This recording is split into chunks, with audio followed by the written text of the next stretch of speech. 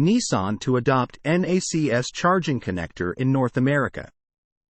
Nissan is the latest carmaker to officially announce the switch from the combined charging system CCS1 to Tesla's North American charging standard NACS charging connector in the United States and Canada.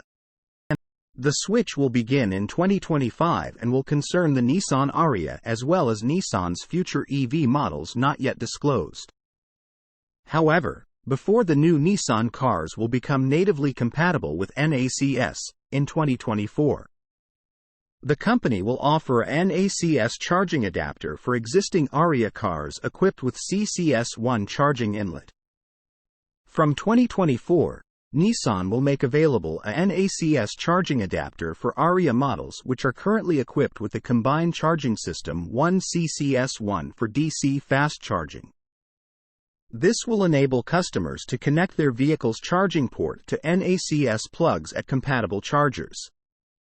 This move will open access to the Tesla supercharging network for existing Nissan Ariya drivers, similar to the case of other manufacturers, which entered into agreements with Tesla, including Ford, General Motors, Rivian, Volvo, Polestar, and Mercedes-Benz. See the full list here. It's worth noting that Nissan is the first Japanese brand that signed up for NACS in North America. We guess that Mitsubishi related to Nissan might be next, or at least one of the next companies to officially confirm the switch.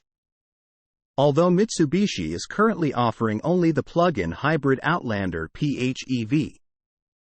Interestingly, while the Nissan-Tesla agreement is related to Ariya and Nissan's future EV models, there is no word about the Nissan Leaf.